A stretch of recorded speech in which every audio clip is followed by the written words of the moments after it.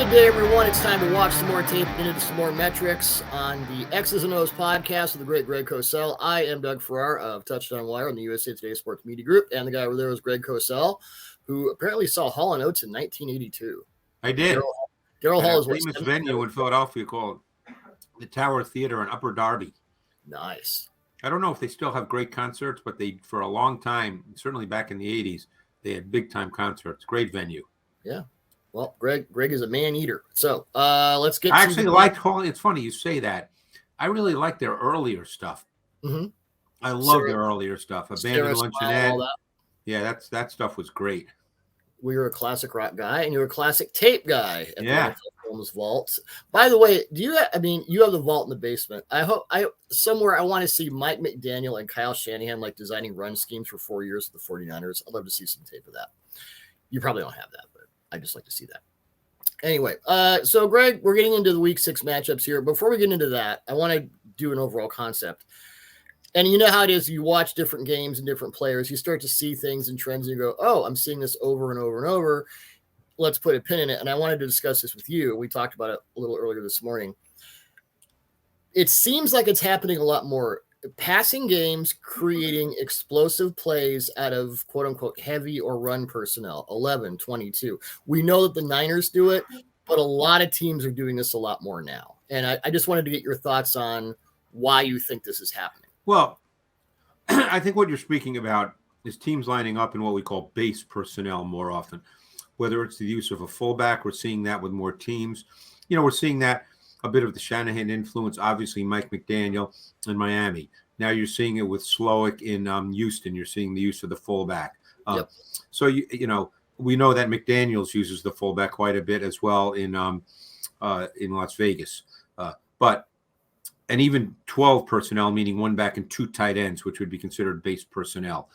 So now you get into the sort of the matchup element, the chess game, and how defenses will respond. Because normally when an offense, Doug, lines up in base personnel, fullback, 2 tight ends, what you get from a defense is their base defense, whether it's a 4-3 with 3 linebackers, whether it's what I call a 5-2, some would call it a 3-4, but you're playing with a 5-man front and 2 stacked backers. You're getting base defense. And what normally happens in base defense is coverages tend to be more predictable. Mm-hmm. So, I spoke to a coach and I thought he had a line. He gave me a line that I thought was fascinating. And he said, the front can be the eyes of the coverage in base. And so, in other words, in base, you don't get anywhere near the coverage of versatility that you get in when you're in nickel or dime in sub defense. And by the way, you don't get anywhere near the pressure concepts in base as you do in your sub defenses. So therefore, you can play base personnel. And the other thing a lot of offense are doing in base, as you well know, is it's not old school base, straight eye, tight end attached. They're lining up, in spread formations out of base personnel. I mean, look what Miami does. Look at what Kyle Shanahan does. I mean, this is not 80s football where, the fullback is in the backfield in an eye or an offset eye, and the tight end is attached to the formation, and we're going to line up and run the ball. Right. So now this is the chess match. This is now how will defenses respond? Will they stay base? They may well do that on 1st and 10. We don't know. We're just kind of spitballing here, but this is what's happening. Yeah. So defenses now, because everything becomes cyclical, as you well know. So now defenses will respond in however they choose to, but there will be a response. Is that why a team like the Cowboys, obviously not a good week to talk about their defense, but they almost run big nickel as a base. Is that? They don't really play with 3 linebackers unless it's goal line or very short yardage. Their base defense is big nickel. Right. Now, there's reasons for that, too. A lot of that, or some of it, there's probably many reasons, some which we probably have no idea about because they're not in their meeting rooms. But one reason for sure is it gives you a better matchup on the tight end. Yeah. Ostensibly, unless you're facing George Kittle and you skull. Yeah, obviously. And those plays were, look, he caught 3 touchdowns and it makes it seem like, wow, he just killed them. But that it doesn't quite work like that. That first touchdown, I thought that Malik Hooker should have matched the route, but he Yeah. didn't. And I don't know who else could have matched that route based on the coverage look. But again, that's what it just looked like to me. Yeah, we will get into Brock Purdy and the 49ers. We're going to try to have a nuanced discussion on this show, and I don't know how that's going to go because, oh boy. I think we can do that. Yeah, we probably. Yeah. So let's start with Seahawks Bengals. Greg, Joe Burrow might be back. They shot his calf up with unobtainium. Burrow weeks 1 through 4 on passes of 20 or more air yards, 1 of 10 for 43 yards. Burrow in week 5, 1 of 3 for 63 yards, and the 63-yard touchdown pass to Jamar Chase with 13:47 left in the third quarter, 1 of 3 Chase had on the day against the Cardinals. That was really encouraging. Burrow took a deep drop with play action. He got pressure to his front side from Victor Dimukeje, stepped up in the pocket, and just let it rip. And he's not a Josh Allen arm guy, but he's got a, but this was like a full body mechanical throw. His pocket movement was also better. And I would opine that since the retirement of Tom Brady, Burrow is the best pocket mover in the NFL. So what did you see from Burrow, and how does this portend as long as he can stay healthy going forward? Yeah, I thought for the first time this season, Burrow and the Bengals pass game, Doug, had a rhythmic feel to it. Burrow, and I think they helped him do that with their approach, with a lot of clean, defined reads where he could hit his back foot and deliver the football. And, they ran a lot of things that are very basic, snag flat, things where he could, like I said, hit the back foot and throw it. So I thought it was strong coaching by the staff to present those clean looks and reads within structure.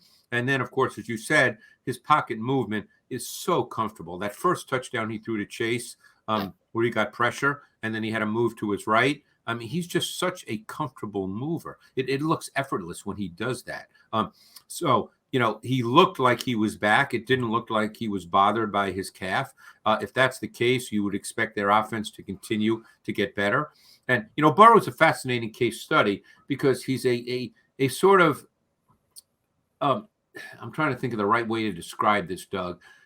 Obviously, he's a great pocket mover, and you're 100% right. I mean, we know he does that, but he's not an automatic pocket mover. In other words, there are plenty of plays where he stays in the pocket late in the down, even when there are people around him, and delivers beautiful throws. He's not looking to get out. That's his parachute. He doesn't drop back with the idea that, hey, I'm going to move. He drops back with the idea that I'm going to play within structure. And he's a very fun quarterback to watch when he's playing as he did on Sunday, and obviously through his years in the league, because there's such a rhythmic feel to the manner in which he plays. My guess is his arm is probably a little better than a lot of people think, because he throws so easily. Now, he doesn't have a hose, and we'll get to Brock Purdy momentarily. Burrow doesn't have a hose, but my guess is it comes out probably a little better than we all think. It's kind of like the receiver who runs 4.6 versus the receiver who runs 4.3. The guy who runs 4.6, if he knows the routes, he's going to be faster than the 4.3 guy. Burrow is such a comfortable thrower, and he sees things so well. If he throws it at 20 miles an hour and the other guy throws it at 25, his velocity moves more because he's more on target and more in time. I agree. So this was the first week where they really looked comfortable. I hope it continues, just from a personal bias standpoint. Yeah. I assume most do. I enjoy watching Joe Burrow play quarterback when he's, playing like this. I think it's just, to me, having been taught by, a lot of great coaches over the years, to me, he plays the position the way coaches want the position to be played. When you said that thing about staying in late and then moving late, I was thinking of Phillip Rivers. As someone Phillip Rivers couldn't move like Burrow. And Phillip Rivers to me, and again, I can't think of every single quarterback right now, but he was as good as any quarterback that I can recall watching, standing in the pocket and delivering, knowing that he was going to get hit. Yep. Because he couldn't run out. I mean, we know that. And he would just stand and he would deliver, and he just that to me is innate. You can't teach that. You either have that or you don't.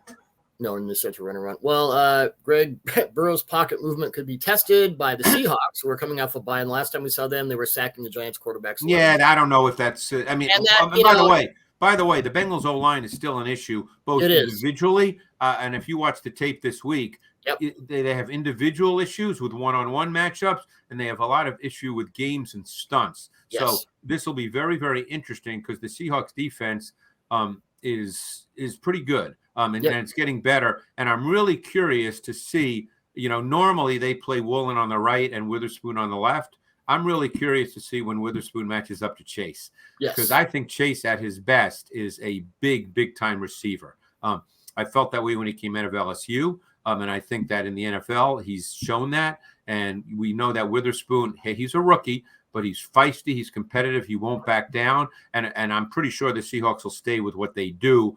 They've never used Woolen as a matchup corner, so I'm sure he'll play right corner and Witherspoon will play left corner. And there'll be times when Chase and Witherspoon go at it. Yeah, they're not travelers. They never have been going back to the OB days. But, I mean, Woolen might be the better matchup there because he's 6'4" and he's really fast. Yeah, but he may not have the quickness that Chase demands. True. And Witherspoon does have that, my CB1 in this class. So, yeah, I mean, yes, we pop an asterisk because it was the Giants. But, I mean, and you and I talked about this, the Seahawks pass rush, we're not sure. We knew that Uchenna Nwosu was good. The return of Jaron Reed has helped a lot. Boy, Mafe has really showed out the last couple of weeks. Yeah, and he's a guy they expected to. And the other guy that I think shows flashes here and there because he has traits, and I think they've expected more, but we'll see. It's still a young season, is Taylor. Because Taylor is Gumby-like. He can bend. He's long. He's athletic. Every once in a while, you see a flash and you go, oh, boy, that guy can really rush the quarterback. But they've expected more. We'll see. Yeah, and they're 14th in defensive DVOA this year. They were 22nd last year. I think Bobby Wagner is responsible for a lot of those 8 points. Still a good player, Doug. Oh, Hall of Famer, first ballot. Seahawks are still running a ton of 2 tight end sets, even with the selection of Jackson Smith and Jigba. It is their personality. Geno Smith, the 2 tight ends this season, 25 of 29 for 268, 140 air yards, 2 touchdowns, no interceptions, and a pass rating of 127.9. Smith has just 86 dropbacks in 11 personnel this season, 28th in the league. They took Smith and Jigba in the first round, but they're still who they are. Yeah, and by the way, you recited those numbers this year. If you go back to last year and look at his numbers out of 12, they were absurdly good, absurdly good. And I think, it almost gets back to our beginning discussion about personnel. They really understand how to present clean, defined reads for Smith. And by the way, that's good coaching. Geno throws the ball really well. If he sees it the right way, he can be very, very good. And when you do this and you get what you expect from the defense, you allow him to see it the right way.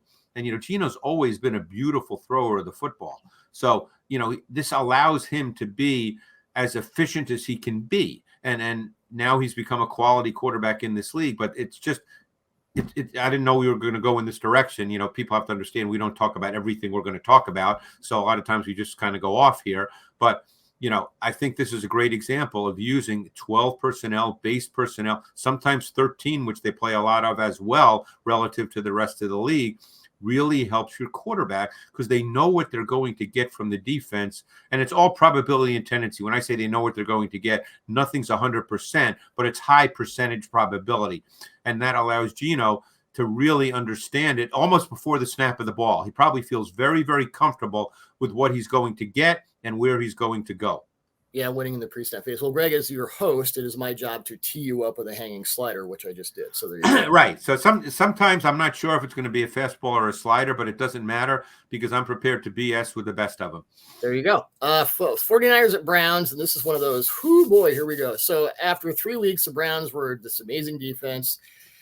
Against the Ravens, they lost their coverage rules a bit, looked like, seemed more disorganized than it had been. And their front this is where I'm going with this. Their front is highly aggressive, very multiple. Yep. They lost contain on some of those cool Ravens design runs with motion and misdirection and all that, the counter bash and whatnot. And they have to have a different plan against this run game because this season the Browns have allowed 1.4 yards per attempt against runs without motion and 4.5 yards per carry against run plays with motion. The Niners are averaging 6 yards per carry on their 46 motion runs. Well, so you make a great point. If you're Schwartz and you've had an extra week to prepare for all this stuff, how do you adjust? You make a great point, and the reason it just struck me when you were making it again, I didn't know you were going to make that point. They tend to be a single high safety defense with Grant Delpit in the box because that's Delpit's strength. Yep. Delpit's been a really, really good player this year, but they play him in the box. And very often, again, Schwartz is a lot smarter than I am. He knows defense and all the rules and way better than I do. But very often when you play single high, you have to adjust versus motion. Often if you play, let's say, a quarters structure, And maybe he'll do more of it. See, that's the thing. We don't know. Now we're just talking ball, but we don't know what Jim Schwartz is going to do. But I remember when Rod Rust used to come watch tape with me, the old defensive coordinator who, passed away a number of years ago, and I learned so much from him. And he's sort of considered the pioneer of quarters coverage. And he would always tell me that when you play quarters and have a balanced quarter structure, you do not have to adjust to motion because you're balanced. So if you play a ton of single high, at some point, and you see this all the time when there's motion and all of a sudden the box safety runs back and the other safety runs down, or the linebackers start to, because one linebacker is the strength linebacker, the other linebacker is the weak side linebacker. You don't want to get caught up in that when you play the Niners, because they're going to use a lot of motion and they snap the ball seemingly at odd times sometimes, and you don't want to get caught. So I'll be fascinated to see. Like I said, Schwartz knows a hell of a lot more than I do, but it'll be interesting to see if he plays more of a quarter structured look, so he doesn't, and he won't do what I'm saying. I don't want people to think I mean 100% of the plays, but just a little more so he doesn't get caught with having to adjust and communicate in response to motion.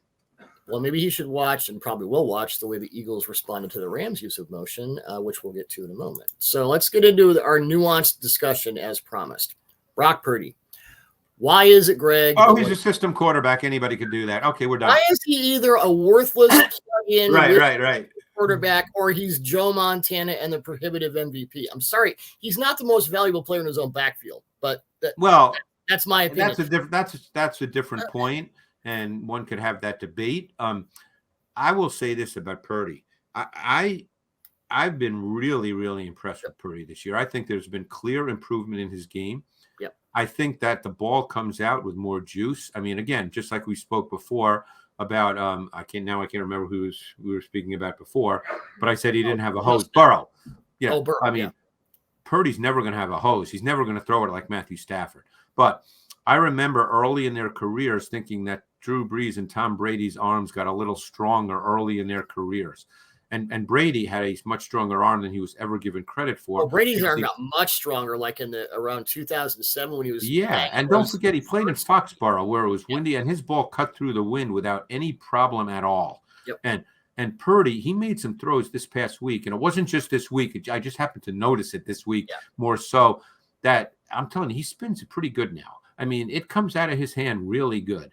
And the other thing, and the great thing about having a clicker, my handy little clicker, so I can watch plays 1,000 times if I choose to, is his understanding of their route concepts versus the defense that he's playing against. And even when they adjust, and I'll give you one example in a second, he throws with a really refined sense of anticipation. The reason I showed you my clicker is there's a lot of times when I watch a quarterback and I see when he starts his delivery and I say, okay, I know the route, so I know who he's throwing to. But if for someone didn't know that and I stopped him as he just separated his hands and I said, who's he throwing to? A lot of people would say, I don't know.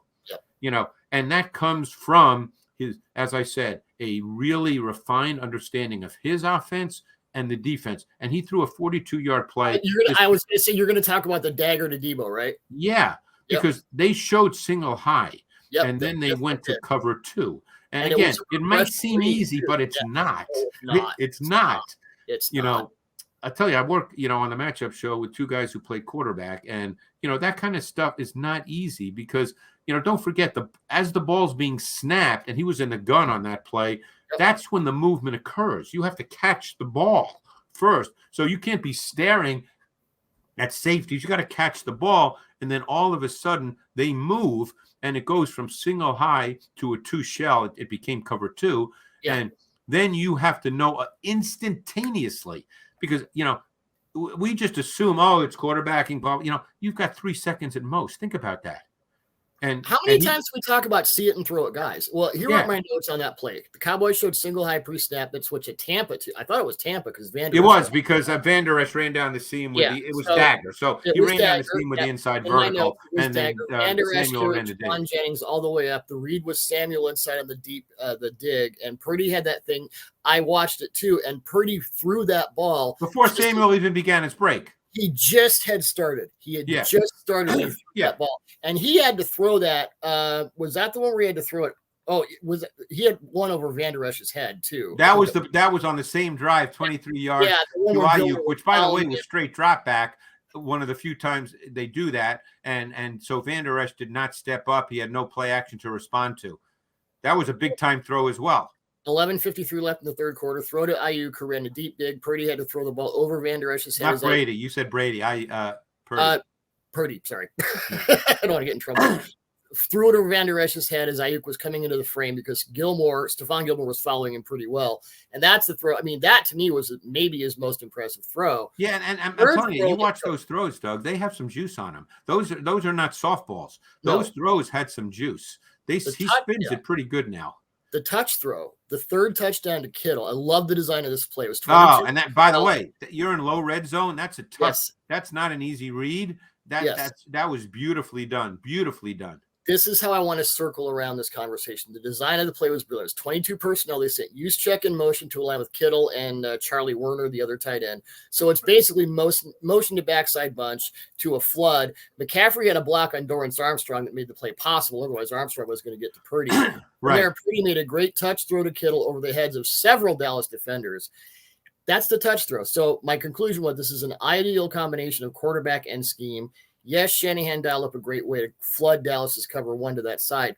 But, Greg, you still have to make that throw. And the sort of palette of throws Purdy is showing, it's expanding. And that's what's impressive.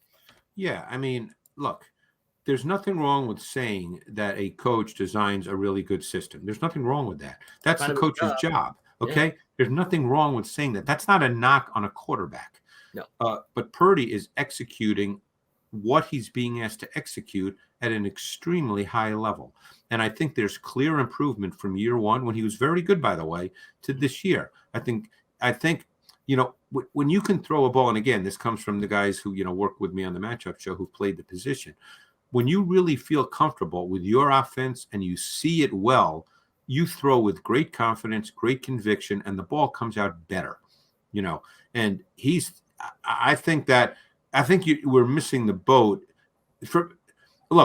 Everybody fell into the same deal. I did Purdy coming out, and I'll be the first to admit, I didn't love him. Okay, don't forget he was a Mr. Irrelevant. I can tell you for a fact that there were teams that didn't even have him as a high priority free agent. So, look, maybe people were wrong. So far, it looks like that's the case. That happens every once in a while, But as you said about Brady and Breeze, guys develop. Yeah. And not always the guy you were in college. Obviously, you and I are not necessarily getting a chance to sit down and talk to all these guys. I'm sitting and watching tape. I talk to people, but I'm not the one speaking to Brock Purdy. But I think that his ability to understand his own offense and to recognize defense so quickly, and again, we use the word processing. I like to use eliminate and isolate. Whatever term you like to use, that's your favorite. He can do that at a really high level. And as I said, there's not a lot of time to do that.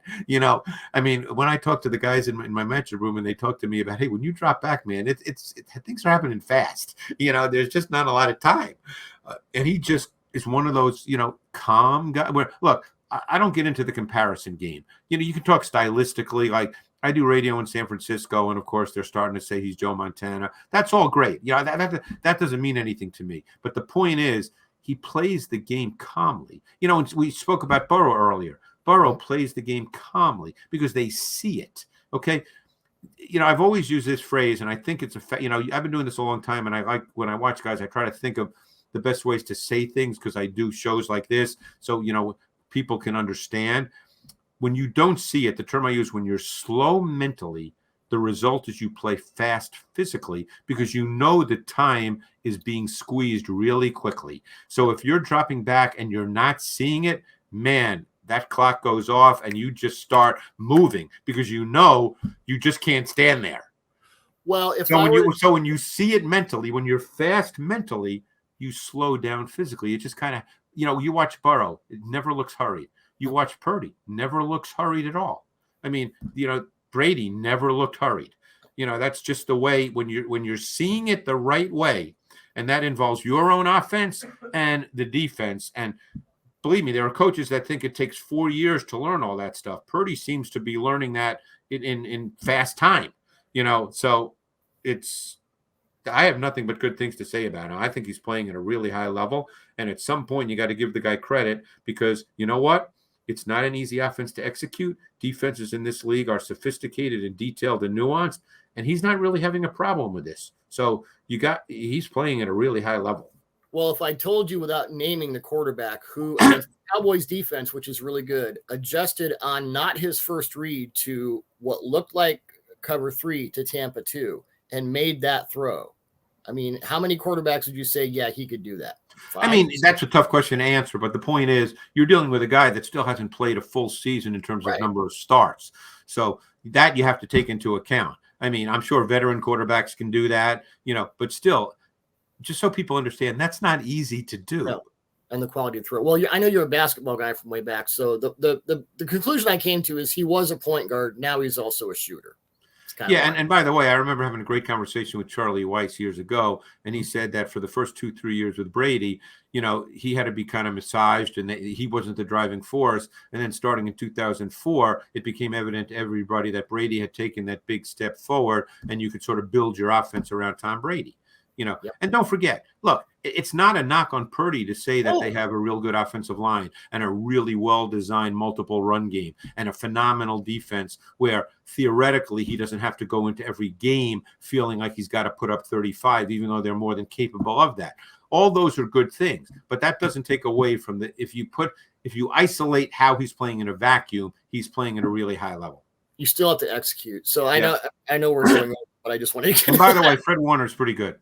Oh my God! Well, the one play that I think I discussed. Yeah, I know you. Yeah. Where he blew up. I know he was spying Prescott, but he happened to be where he could blow up both sides of mesh. And then he got his hands up. Yeah, he's crazy. He might be the best player on the team, and they're the best team in football. So there you go. Eagles at Jets, real quick. I wanted to because I know I rely on you for Eagles. So you do the stuff with Fran Duffy, which is awesome, and that's like your first watch. So.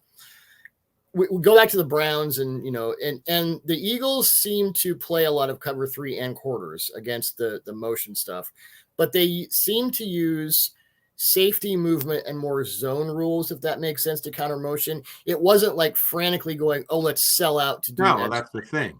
And it was really, it was. I thought they had a good plan, and I also thought they had a good plan to play the bunches because a lot of teams. There's 5-6 ways, and I've had these conversations with coaches, 5-6 ways to play trips bunch. And, one way is what we call box. You play 4 over 3. And, it's a good way to play it because you're not trying to match releases. You're not trying, sometimes teams get caught. We actually saw the week before on Nakua's game-winning touchdown, and I forget who that was against. It was against the Colts, and it was Brents and Kenny Moore. Yeah, and they got stuck. It was tight bunch, and they got stuck. Both guys playing the same guy because one guy was playing man coverage, and the other guy was playing the releases. So they got stuck. And that's that can happen. I see that a lot. So one way to get out of that is to play what we call box. It's 4 over 3, and you pretty much just let the routes develop. You're not worrying about the releases; they develop, and you've got 4 to play their 3. So and normally on the other side you're playing 3 over 2. So that's one way to play it. But the other thing you're talking about is teams are now going to figure out how to deal with motion. And because it's really hard to run people across formations, it's really hard to have 2 or 3 people adjusting. I mean, when you deal with these fast motions by the Atwells, by the Tyreek Hills, when this is, the Chiefs are really good at doing this as well, as you well know. When you deal with all these fast motions and you try to adjust on the fly, that's not so easy to do because it's not just one guy that's adjusting. By the way, the Dolphins on their 55 runs with motion are averaging 9.9 yards per carry. Yeah, and people lose sight of motion in the run game where it's probably really, I mean, the Niners are masters of using it in the run game. And of course, Mike McDaniel is as well, because that's his background. So it's really becomes difficult to deal with. You don't want to start moving people all over the place. Look, even in the run game, when stacked linebackers start bumping over gaps, then you get wind-back elements and, you get all kinds of different things that the offense can create when teams start to react to all these motions. And that, like I said, that's sort of been our overriding theme for our talk today. Is this is the next part of the chess match? How defenses, because more and more teams are doing this. How defenses will react to motion. They're going to have to figure that out, and they will. That's the nature of football. Every time something new comes along, as you well know, it's the greatest thing in the history of Western civilization as we know it. And then smart defensive coaches, because there are many in the NFL, they figure things out. And while motion won't go away, just like the zone read won't go away, all of a sudden it doesn't seem as important as it was. I mean, when the zone read first started and the 49ers with Kaepernick, and then for about 2, 3, 4 years, it seemed like, oh my God, no one can stop the zone read. Now the zone read is part of the game, but it's not an overwhelming part of the game. Teams understand how to deal with it. Well, and I know I first noticed this a couple weeks ago. The Jets are really good running the ball with motion. We don't talk about that with them because we don't talk about the 72-yard touchdown run by Breece Hall this week was beautiful. See, that had motion and it had a wind back element, and that's really good stuff. Assisted by that play, but the Jets have 32 runs with motion, 7.2 yards per carry. So the Eagles go from handling the explosive motion pass game with the Rams, the explosive motion run game with the Jets. And they're going to have to run the ball. I mean, I know the Eagles lead the NFL in rushing, and they've not faced many rushing attempts relative to the rest of the league because they tend to get ahead, and it changes the game. But you and I both know that the Jets have no chance at all if they can't have some kind of running game, and that remains to be seen. So they will use motion. They will use wind back elements, misdirection, deception. They'll do anything they can because they're going to need to create angles and leverage in the run game. They're going to have to be able to run to some degree. They can't have 20 carries for 25 yards because, and you know this from watching the tape, Zach Wilson is not ready to be the driving force in an offense, certainly not against that defense. No, and that, speaking against the Jets defense, DJ Reed and Sauce Gardner will not travel. They don't. And I'm so glad you said that because I get so tired of reading on social media about Sauce Gardner and the receivers he's going to match up against. I would bet and now this week Reed didn't play, so Gardner played both right and left more than he ever has, but Reed, I assume, will be back this week from his concussion. And I would bet when Reed and Gardner have played together, Gardner's been the left corner 99+% of the snaps, and Reed's been the right corner. And that's the way it is. Reed has been 58% of the snaps at left corner, 31% in left slot. Gardner's been 48% right corner, 28% right slot. They don't travel. Two guys I want to mention in the Jets defense to watch out for. Bryce Huff off the edge. Guys, love him. He's one of the most overlooked sub-front edge rushers in the game. Boy, is he fun to watch. He just goes straight up, just mad as hell. And Quincy Williams at linebacker also. So they've got good players all over the place. They're not a big blitz team, but when they do blitz, Williams is often the fifth rusher, and he is explosive downhill. Speaking of defenses, we don't talk about a lot, Greg, and I want to get to this more quickly than I thought because I know you have to go narrate NFL matchup, which, of course, we're all watching and DVRing this weekend. It's time to talk about Detroit's defense. We'll get into this. And Lee McNeil is my guy because I love Grady Jarrett types. Brian Branch was ridiculous. You said something when we were talking on the phone that, you're going to have to explain, like, good player, but wow. You said that Alex Anzalone is a top 5 linebacker this year, the way he's playing right now. Rarely ever comes off the field. They're using him in multiple ways. We're seeing, first of all, I love what Aaron Glenn's doing. I had a chance to talk to Aaron Glenn years ago when he first got into coaching. And I haven't talked to him. I see him at the combine, it's, hey, how are you? But I may reach out to him during the bye week. We'll see. Because I had a great conversation. This goes back. I think he was with Cleveland, maybe his first job. I can't remember, but it was a long time ago. Really impressive guy, by the way. And I love how he came off last year as a coordinator where he played for much of the season, a ton of man, and wanted to blitz and be super aggressive and kind of pulled back a little bit toward the end of the season. But then he obviously did some self-scouting this offseason. They are playing a ton more zone. They're not as aggressive. They mix it up. He's using his players now in multiple ways. Anzalone, Jack Campbell now is getting to be a big part of it. The rookie from Iowa, who's 6'5", 250. They're playing him off the edge, which is they're using him on the edge at times. They even Barnes, the number 55. Barnes, when he was at Purdue, his last year at Purdue, they moved him to stack backer. The year prior, he was an edge pass rusher and had like 12 sacks. So he's another guy that is capable of rushing the quarterback, and they're starting to use him in that role here and there. So he's really using his players really well, showing a lot of different looks. But just a quick point on Anzalone. Never comes off the field, really athletic. I spoke to a coach who coached him at Florida, and he was, where he unfortunately got hurt too much, but he was raving about his overall traits and skill set. I mean, you're dealing with a 6'3", 245-pound guy who's a high-level athlete now. So he's playing really, really good football. I think he's the stabilizing force on that defense. Nice. There are 3 teams. The motion in the run game thing. The Lions are also really killing teams at this. So Lions, Buccaneers. You got Dave Canales running another heavy personnel passing game, which really seems to rein in Baker Mayfield's more rogue tendencies. I wanted to mention that. And I wanted to mention that Jared Goff leads the NFL in passer rating in 2 tight end sets, and he's in those a lot. 28 of 37 for 330, 201 air yards, 4 touchdowns, no interceptions, and a passer rating of 138.3. Greg, I'm no mathematician, but I think that's pretty good. And that relates to one of our themes today about the use of base personnel. I mean, it really, you get more defined looks from the defense. And like I said, talking about how defenses deal with motion, they'll figure that out. Teams are going to start changing the way they play against base personnel, particularly 12. That you see that more than 21.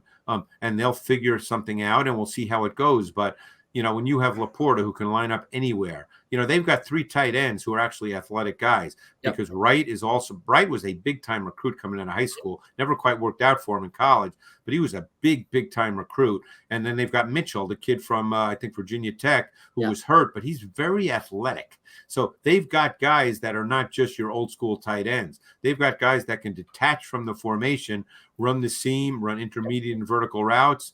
And as I said, defenses are going to have to figure out how they want to play against teams that line up in 12 and detach their tight ends and use them in multiple ways. Yep. Well, it's funny how they trade Hawkinson and they just keep growing more athletic tight ends. It's kind of cool. And he's a really good player too. Yeah, exactly. So, another trend to watch. And I know we went a little over this week, but as we get into the season, you start to see things, and we discussed this last week.